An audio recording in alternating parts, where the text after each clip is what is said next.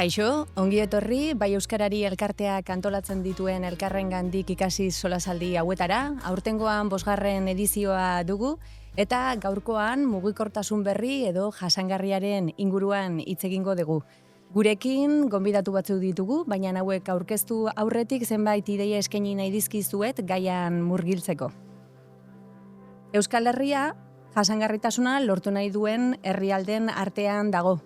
Horrelatarako garraioari eta mugikortasunari buruzko erabakionak hartu behar dira eta klima aldaketaren aurka borrokatu. Hirietan garraioaren modua aldatzea, modu adimentsu eta jasangarrian egitea onuragarria izango da ekonomiaren aldetik, besteak beste. Etorkizuneko garraioa, jasangarria, digitala eta talentua erakartzeko gai izan behar du. Garraio sektorea aldaketak bizitzen ari da, mundua azkar aldatzen ari delako. Horregatik, administrazioek, enpresek eta herritarrek elkarrekin lan egin behar dute garapen jasangarria eta ekonomia uztartzeko.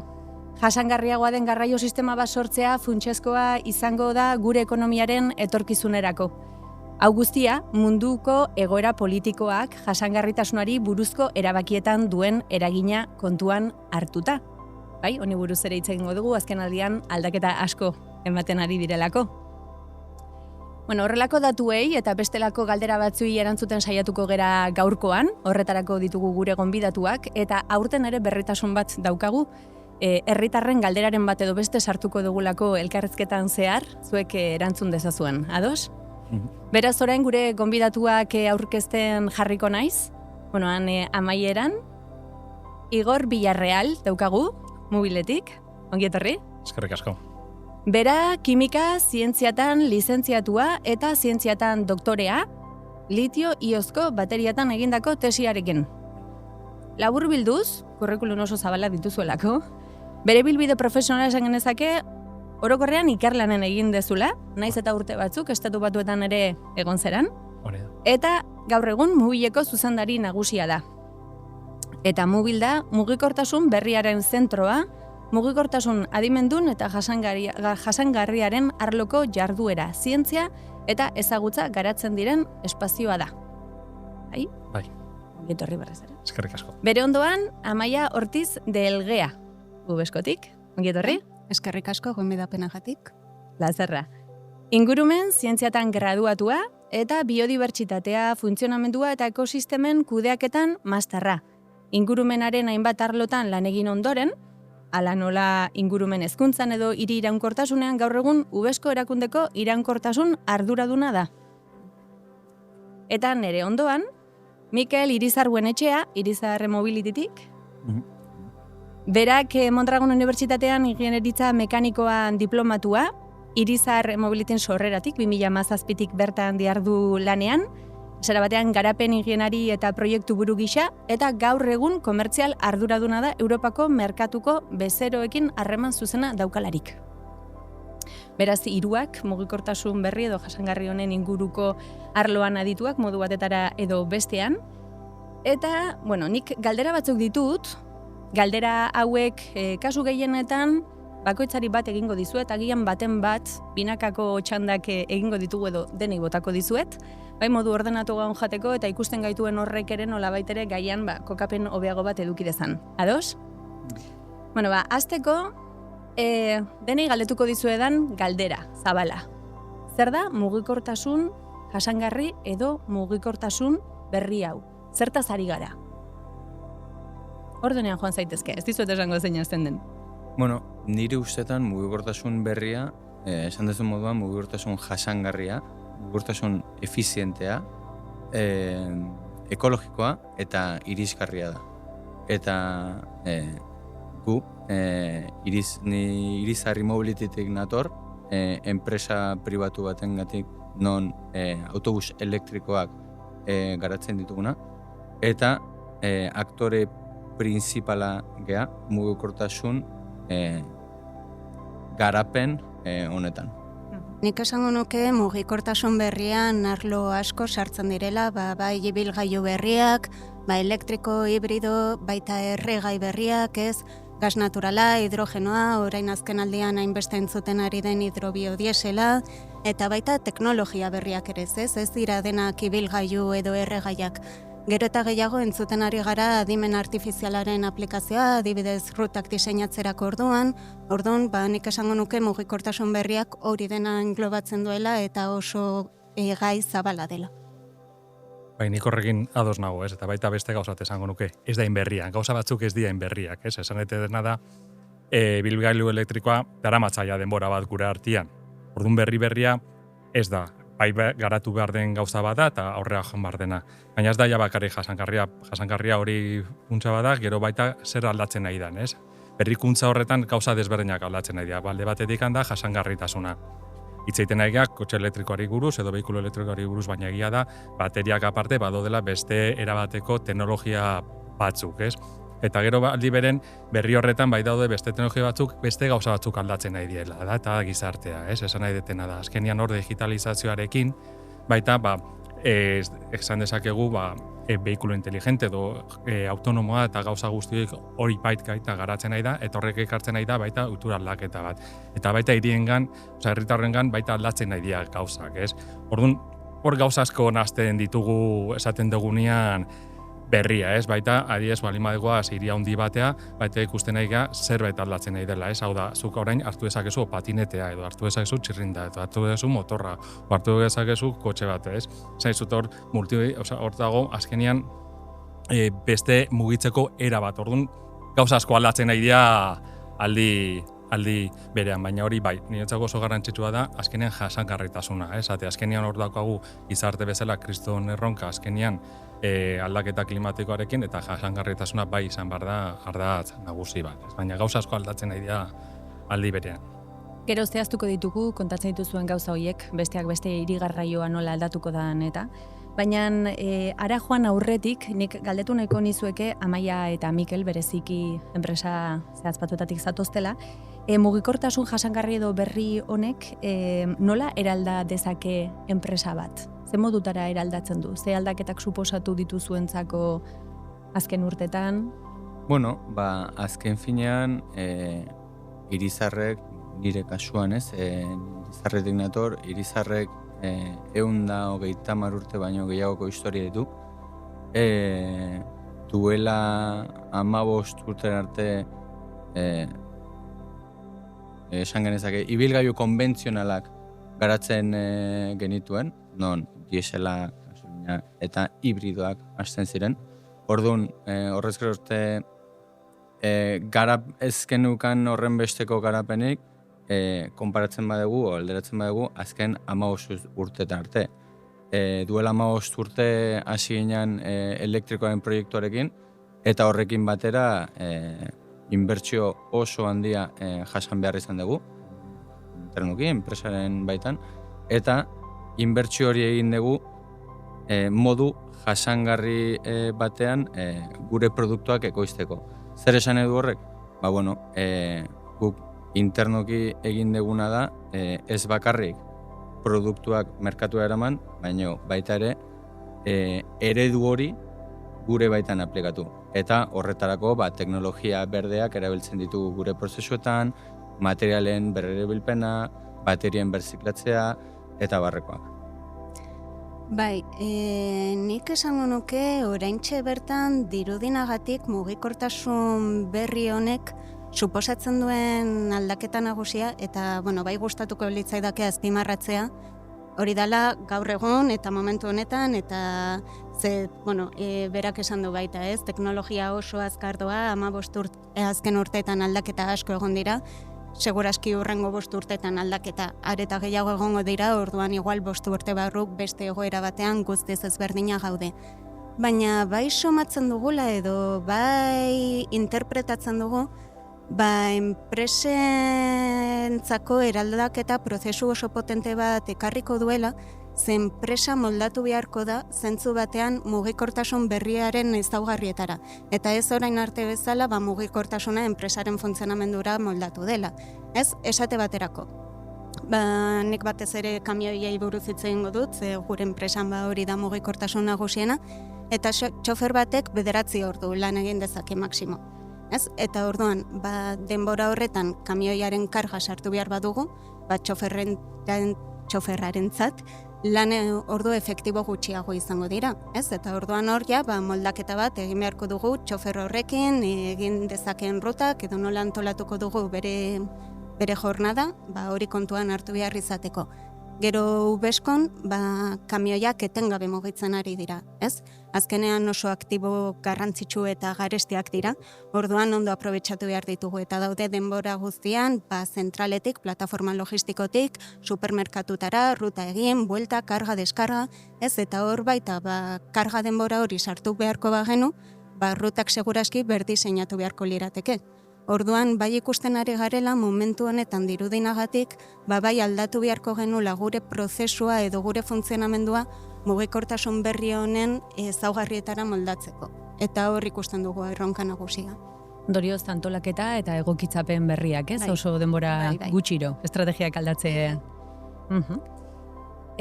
Hau, igorrentzako dijoa, naiz gero zuei ere nahi baldin badezu erantzun dezakezue.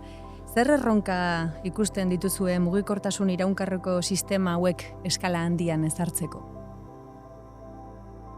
Eskala handian ezartzeko, zer buruz ez ziten nahi eskala handia, zen egiten da. Ez ziten nahi balik magea, automozio munduan, azkenian erronka da rekarga puntuak. Azkenian, eta erronka zerri buruz ez ziten nahi gea. Hau da, ez ziten balik magea industrialetikan erronka izan daiteke, asko gauza asko aldatzen aidiela, ez? Merkatu aldatzen nahi da, hornitzaileak aldatzen nahi da, bateria dela funtsesko puntu bat, orain ja ez dago Europarren esku, ez ere zela daude Asiarren esku, orduan azkenean hor aldaketa batzuk sartzen nahi dira, Horri ziten maniga.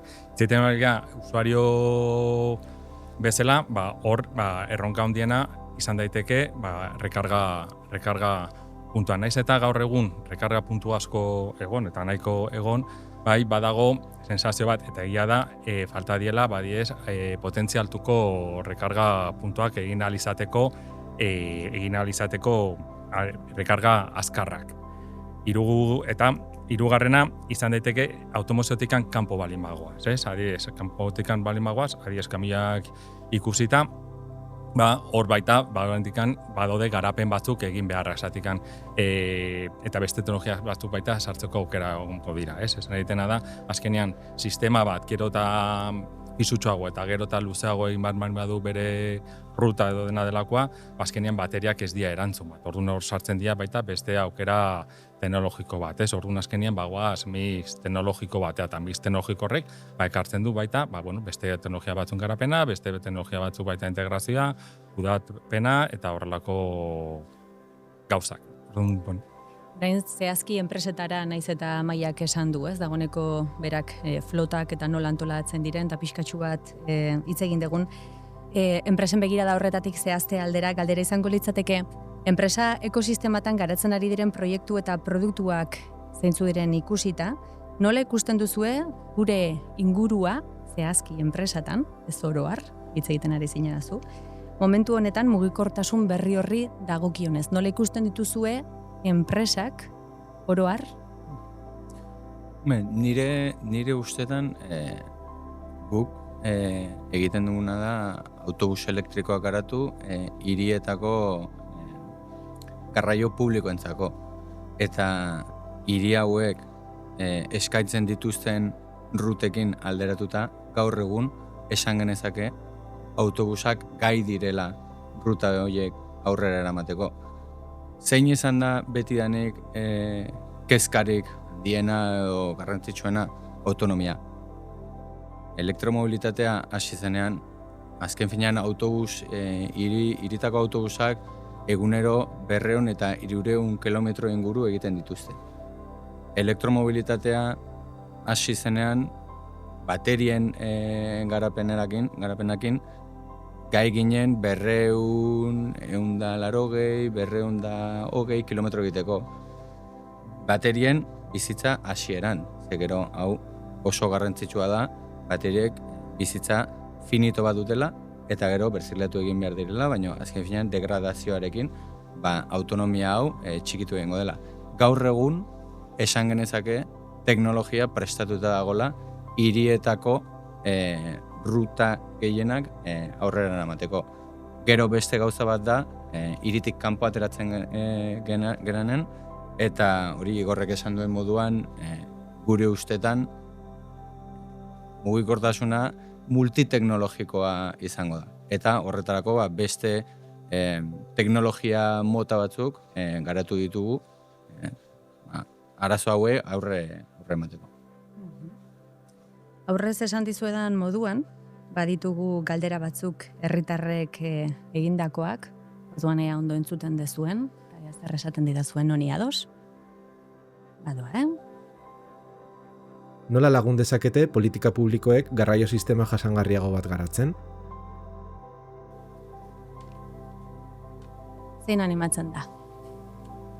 Bueno, hasiko naiz, nire ustez gauza bat komentatu ez deguna, transversaki komentatu dugu karga puntuekin, baina oso azken finean enpresa pribatuen aktibitatea oso azkar dijoa eta garapenak oso azkar doaz. Komentatu duguna, batirin inguruan eta mugikortasunak sartzen dituen erronkei aurre emateko. Nire ustez, hemen oso garrantzitsua da administrazioak aurrera eramaten dituen proiektuen esan genezake timing hori bateratua eta azkarrago izatea, ze inbertsioa badago, eta hori ezin daukatu, inbertsioa badago, inbertsio handia, baino gure ustetan noizean behin kolaborazio gehiago beharko da, edo kolaborazioan mantendu behar da, ze gaur egun kolaborazio handia dago. Hirurak erantzuten nahiko nuke alda neurrian, beraz? Nik esango nuke oraindik erronka asko ditugu adibidez mugikortasun elektrikoari dagokionez, eta horiek konpondu beharko liratekeela eta igual arazoa oraindik teknologikoa dela gehiago, administrazioaren laguntza falta baino.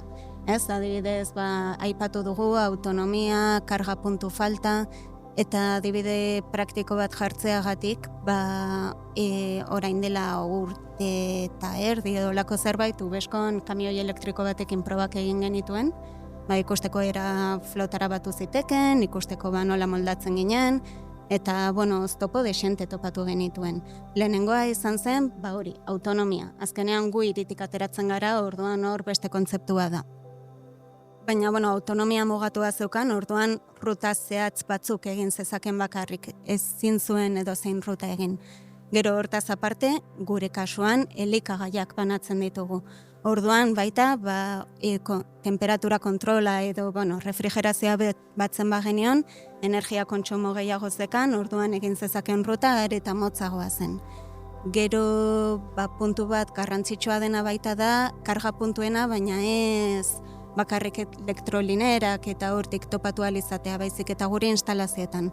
Kamioi hori hartu genunean, kargadorea instalatu behar izan genuen, noski, eta hor mantenimendukoak esan zegoen, jakin dezazuen, hau aurrera joan daitekelako, baina momentu honetan gure instalazioak kamioi bat jasan dezake arazandirik gabe. Baina 3-4 kamioirekin aldi berean gainkarga bat sortuko genuke. Eta hori hitz egiten ari gara 3-4 kamioien inguruan. Gure Iruneko plataforman 40 kamioi ditugu.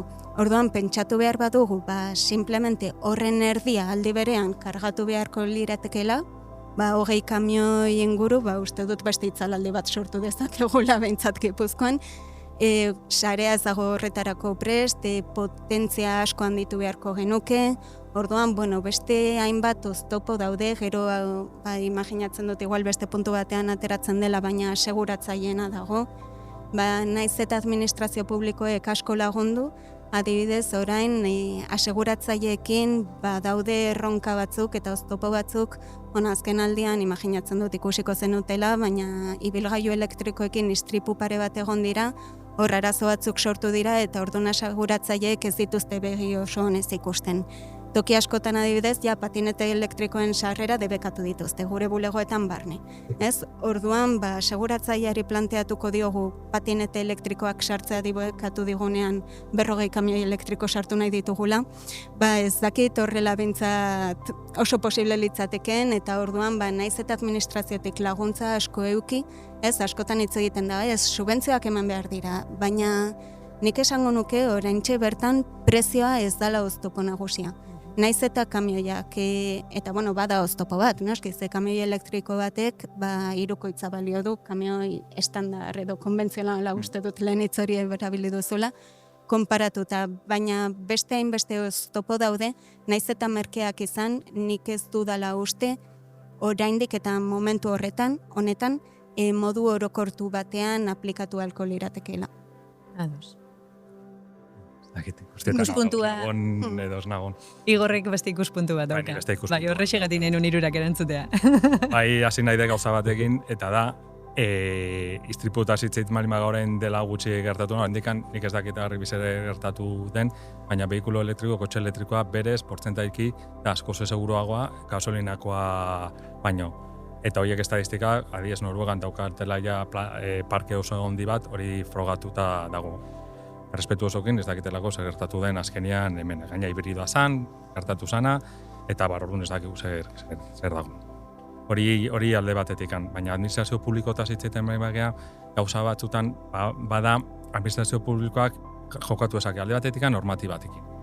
Gaur normatibak asko laguntzen du gauza batea bultzatzea. Hemen daukagu gaur egun normatiba esan nahi dula 2035 urterako jazin daitekeela konbustioa saldu, hori agian aldatu egiten da, presio politikoa diela eta orduan, baina, gauza bat edo bestea, azkenean normatibak influentzia asko dauka.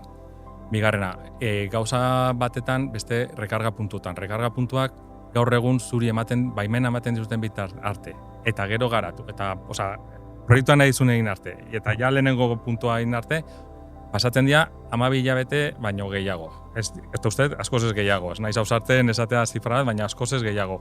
Zatekan hor dagolako prozedimendu administratibo oso zabala. Eta eta hori bai hori bai murriztu egin beharko litzateke.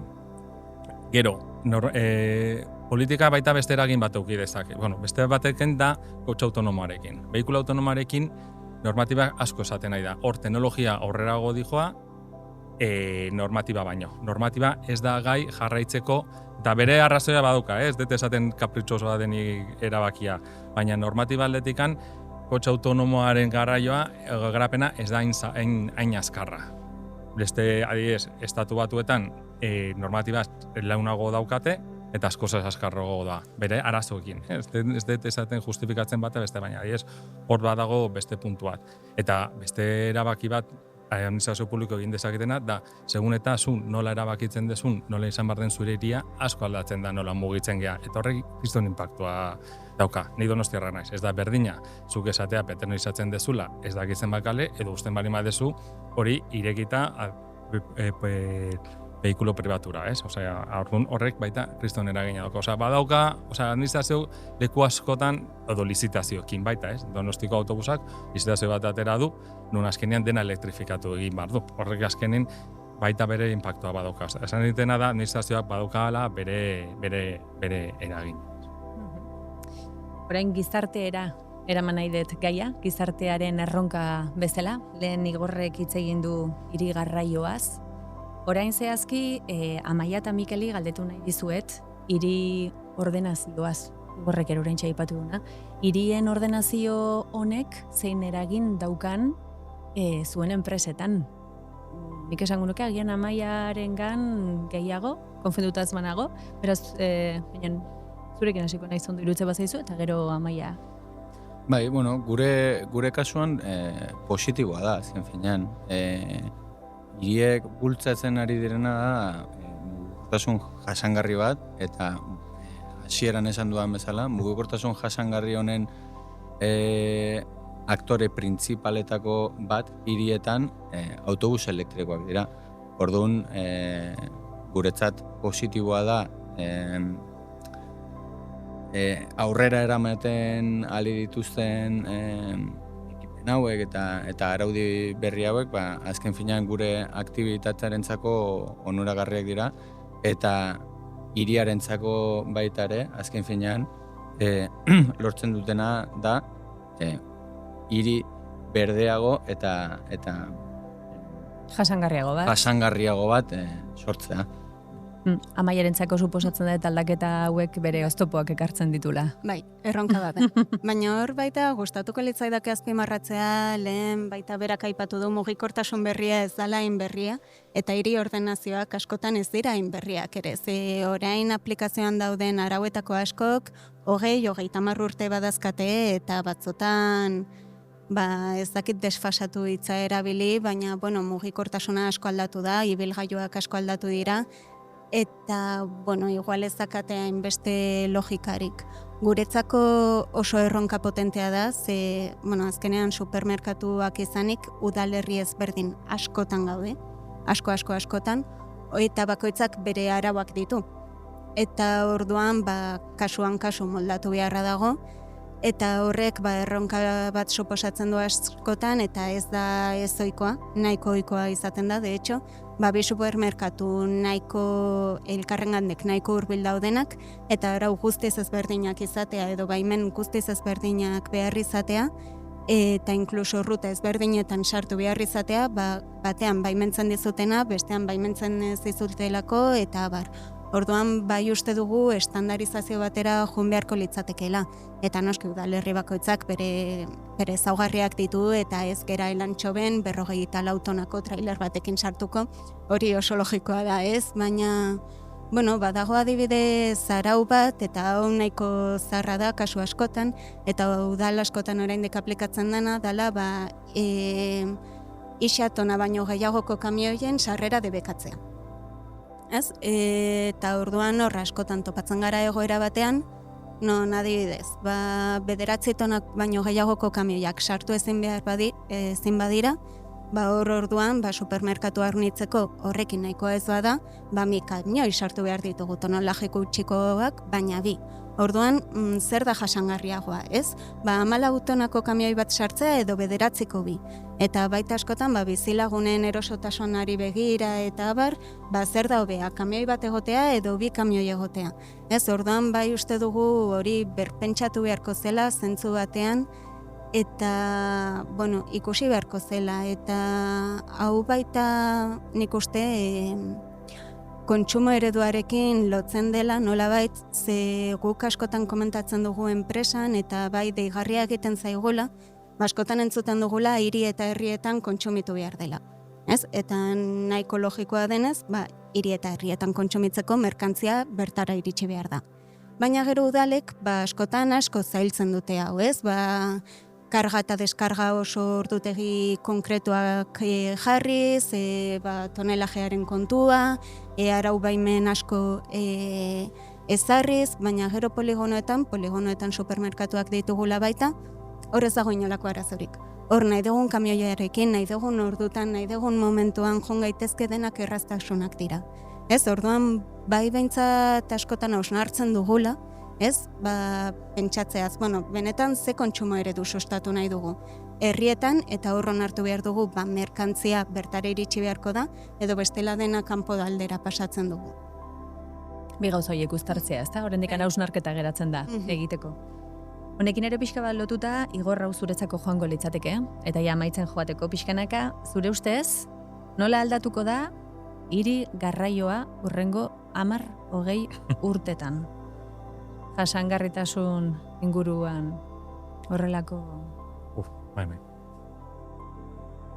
Espatuko banu, kinila ingo nuke horrengo azte bukarako. Zoragarri. Naiz eta ez asmatu. Naiz eta ez asmatu, nik uste asko aldatuko dela gauza desberdinen gatikan, ez?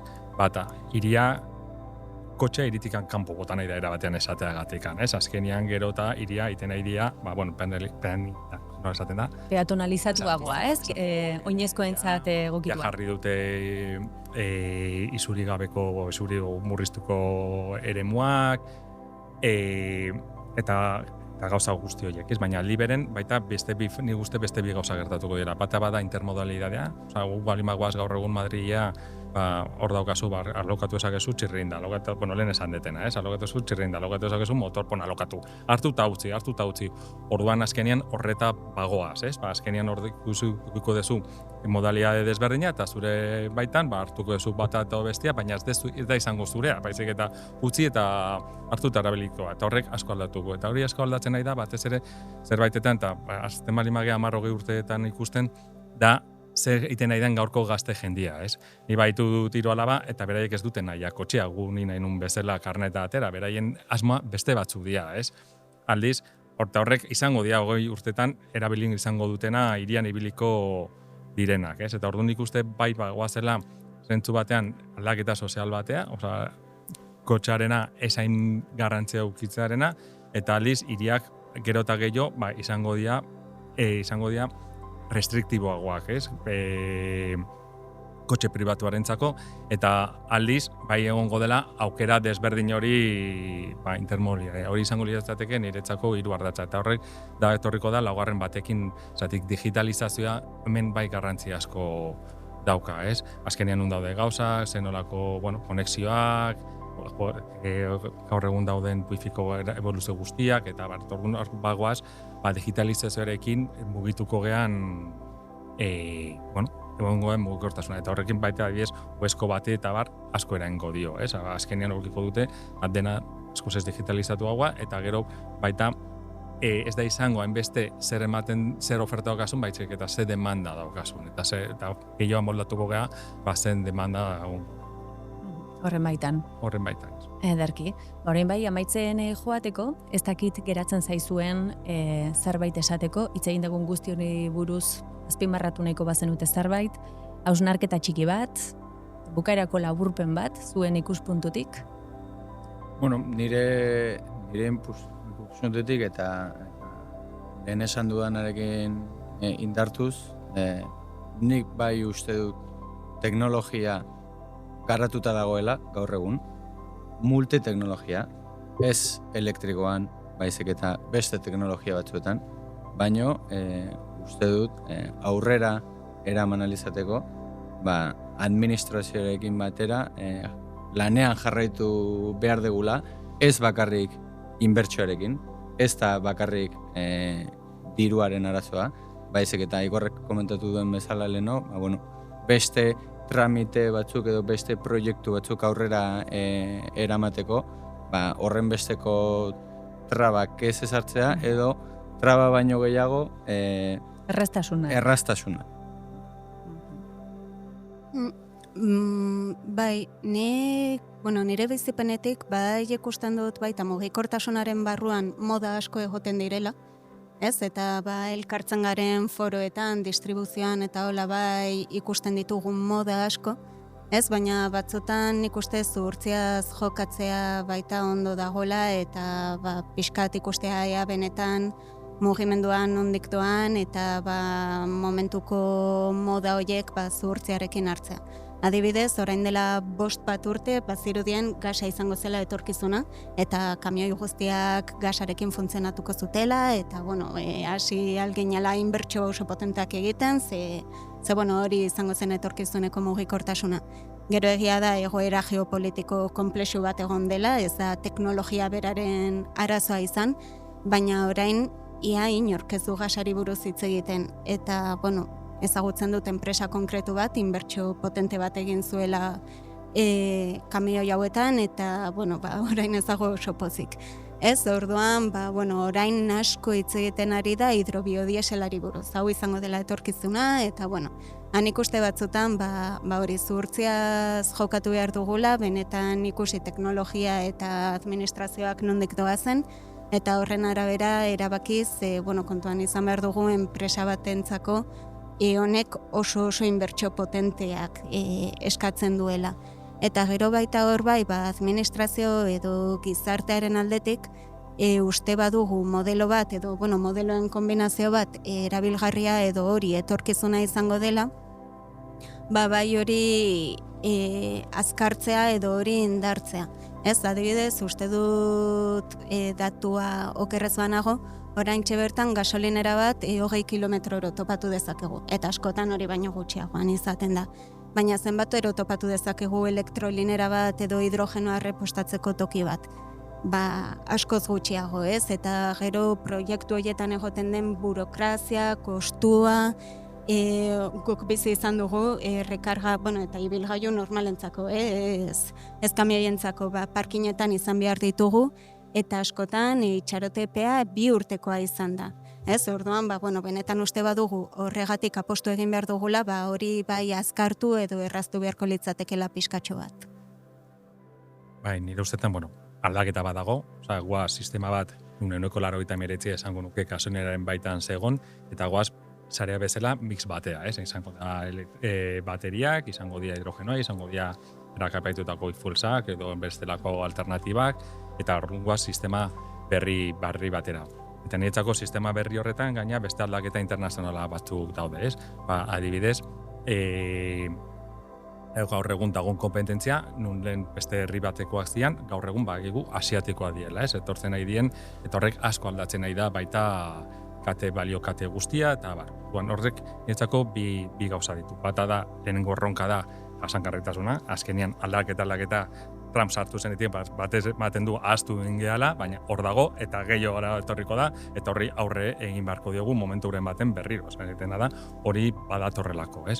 Eta horrek kriston eragin aukiko. Eta aldi berean, niretzako oso garrantzitsua da, eta Euskadi mailan hitz egin da, eta azkenean industria daukan pisua, ez? Industria daukan pisua mantendu nahi dugu, horrek egiten gaitu baita aberatsa herri bezala, eta horri mantentzea hurrengo 10 urtetan, bere erronka dauka, etortzen nahi dien aldaketa guztiakin, baita teknologikoa, baita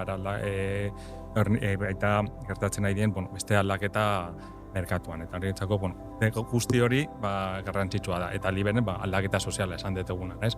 Gazte jendia ja ez du kotxea nahi, ez? Beste gauza batzu nahi ditu, horren daukan baita eragina, ez? Ados, ondorio zerronka potentea. Mila esker zuen ekarpenengatik, plazer handia, zuek entzutea. Eta eskerrik asko zuei ere, beste aldean egotegatik, hurrengo saldian egongo gera. Ondo izan.